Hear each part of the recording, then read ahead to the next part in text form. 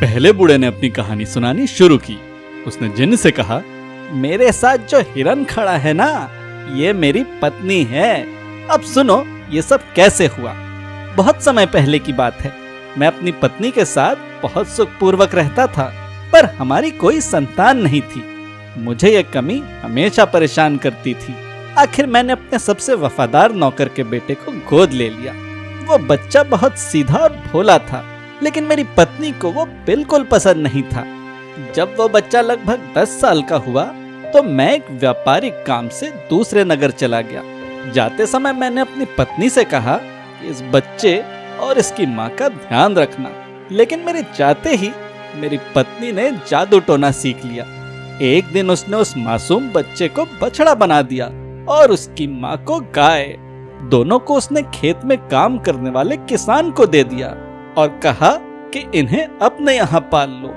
कई दिन बाद जब मैं घर लौटा तो पत्नी ने कहा वो गुलाम औरत मर गई और वो लड़का पता नहीं कहाँ चला गया है। मुझे बहुत दुख हुआ, पर मैं कुछ कर नहीं सका। कुछ महीने बाद एक बड़ा त्योहार आया। मैंने किसान से कहा कि बलि के लिए अपनी गाय ले आना।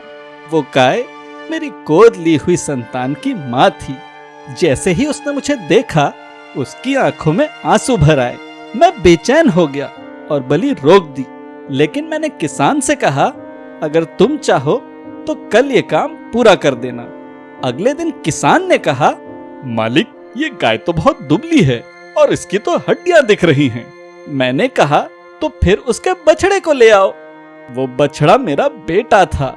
जैसे ही वो मेरे पास आया, वो रोने लगा और मेरे पैरों पर गिर पड़ा। मेरे मन में कुछ अजीब सी भावना उठी, तो मैंने बलि से मना कर दिया। लेकिन इसी बीच बड़ी चतुराई से मेरी पत्नी ने गाय को मार दिया। कुछ दिनों बाद किसान ने कहा, मालिक, कल मैंने देखा कि मेरी बेटी उस बछड़े को देखकर पहले बहुत खुश हुई, फिर अचानक रो पड़ी।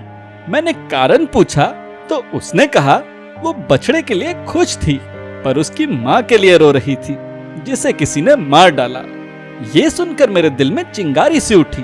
जब मैं किसान की बेटी से मिला तो उसने बताया कि उसे भी जादू टोना आता है। वो बछड़ा तुम्हारा बेटा है और जिसे तुमने गाय समझा था, वो उसकी माँ थी।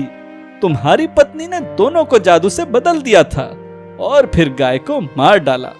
मैंने उससे पूछा, क्या तुम मेरे बेटे को फिर से इंसान बना सकती हो? किसान की बेटी ने कहा, हाँ, पर पहले तो वादे करो। एक ये कि तुम अपने बेटे का विवाह मुझसे करोगे, और दूसरा, उस दुष्ट औरत को सजा देने से मुझे नहीं रोकोगे। मैंने सर झुका दिया और वचन दे दिया। फिर उसने कुछ मंत्र पढ़े, बछड़े को स्पर्श किया और देखते ही देखते वो बछड़ा मेरे सामने एक जीवित बालक में बदल गया। उसने फिर मेरी पत्नी को देखा और कहा, अब इसका रूप वही होगा जैसा इसके कर्मों के योग्य है। इतना कहते ही मेरी पत्नी एक हिरन में बदल गई। कुछ समय से मेरा बेटा और उसकी पत्नी कहीं गायब हो गए हैं। मैं उनकी खोज में निकला हूँ। ये हिरन मेरे साथ इसीलिए है कि ये मेरी पत्नी ही है। पहले बूढ़े ने कहानी समाप्त की। जिन्न ने मुस्कुराकर कहा, वाकई ये कहानी बहुत रोचक है, व्यापारी की कहानी जितने ही अद्भुत। चलो अब दूसरे बूढ़े की कहानी सुनते हैं। तो मिलते हैं जल्द ही दूसरे बूढ़े की कहानी के साथ। तब तक वीडियो को लाइक और चैनल को सब्सक्राइब करना मत भूलिएगा।